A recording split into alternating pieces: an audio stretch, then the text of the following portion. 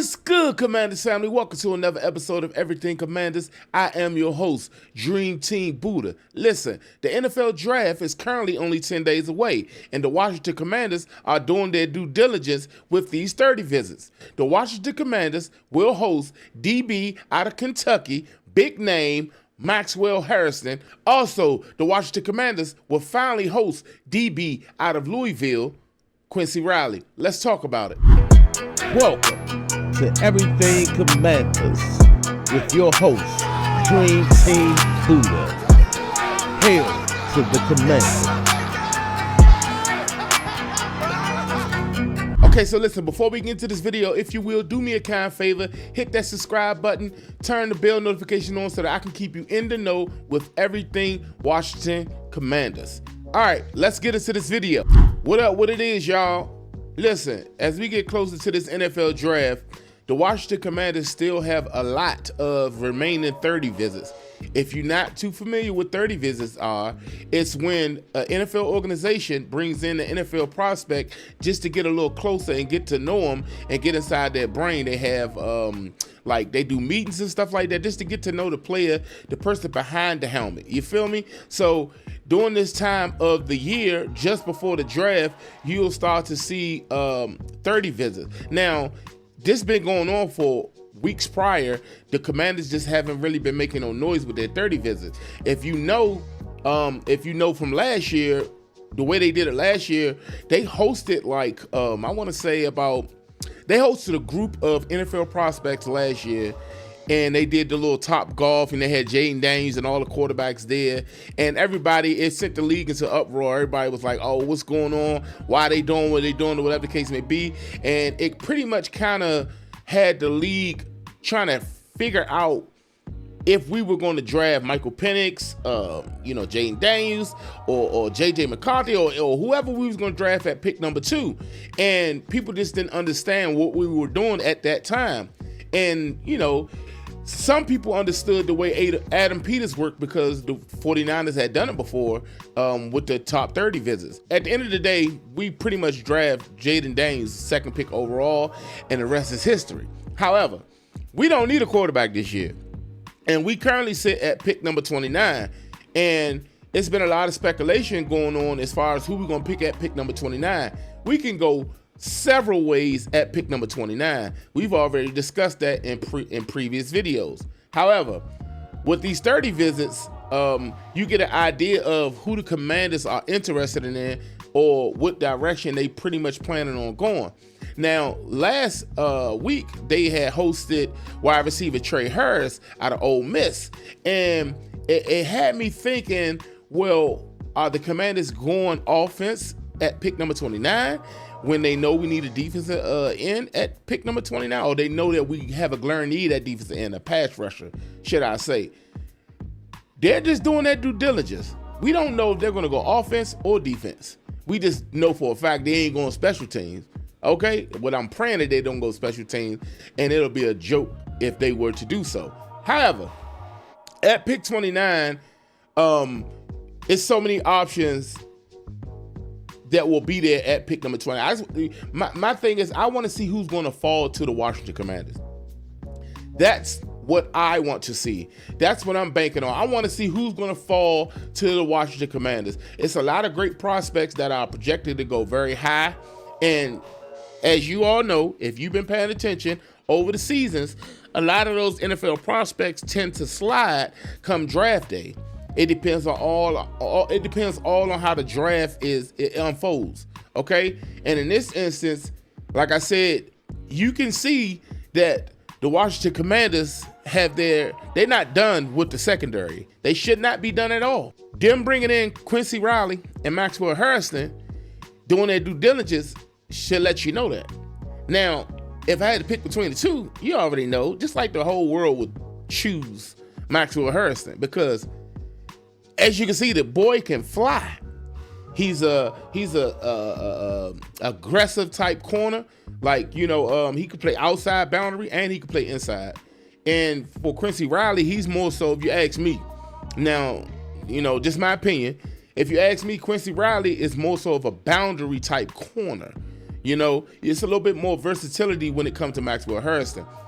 And we all know, we all love speed. That blazing 4.2 speed that he had ran at the NFL Combine, the fastest of all DBs, you know, got our mouths watering. And, you know, hold that, you know, pause that. But anyway, so this is good news because the Washington Commanders are starting to bring in big names when it comes to the 30 visit. At first, they brought in a few other prospects, and it was only like one other big name person. So I really felt no need to actually even speak on it because I felt like are they preparing for the later rounds? Like, who really wants to talk about that? We want to talk about them big names that's going to be sitting there at pick number 29 because we cannot forget about pick number 29. Maybe they thought will be a trade for Trey Hendrickson going on, which is still in play, by the way. Maybe they thought that would take place, so they said, well, we ain't going to really do it.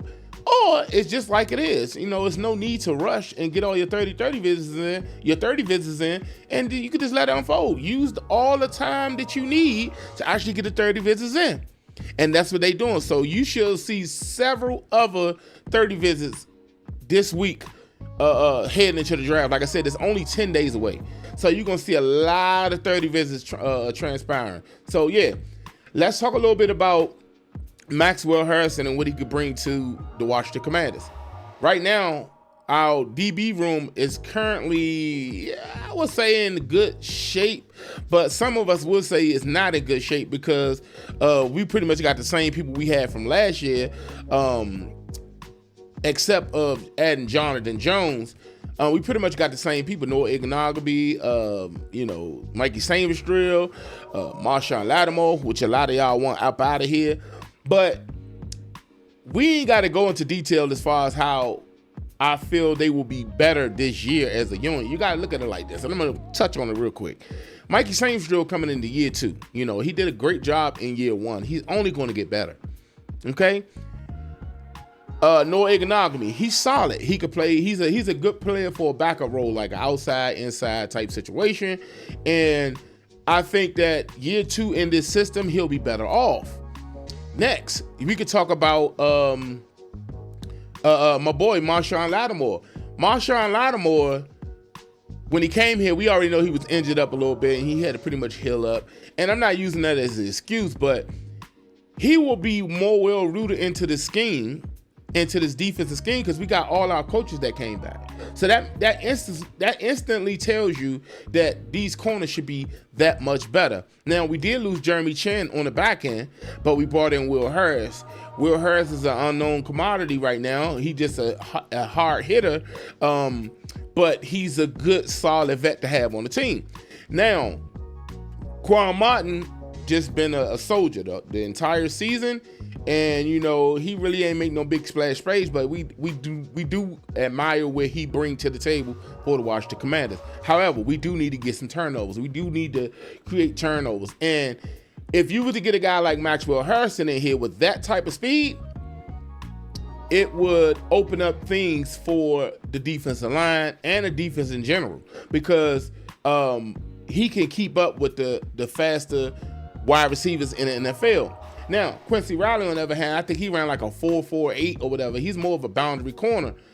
He got great ball skills. Both of them got great ball skills.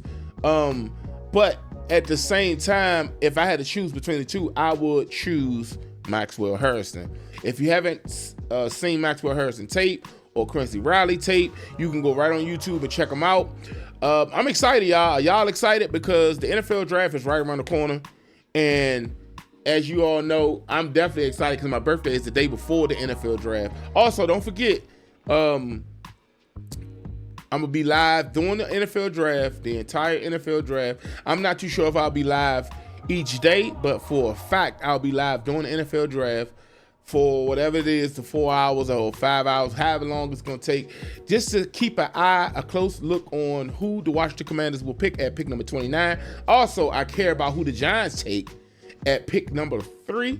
I also care about who the Philadelphia Eagles take and who the Dallas Cowboys take at pick number 12, because they are in our division and they are our rivals. Right now, we can't be focused on what happened last year. You know, the Eagles were in first place and then we were in second place. And, you know, Dak got hurt last year, so we'll see the real Cowboys this year, barring any setbacks. And we don't know what the Giants doing. They just trying to get better.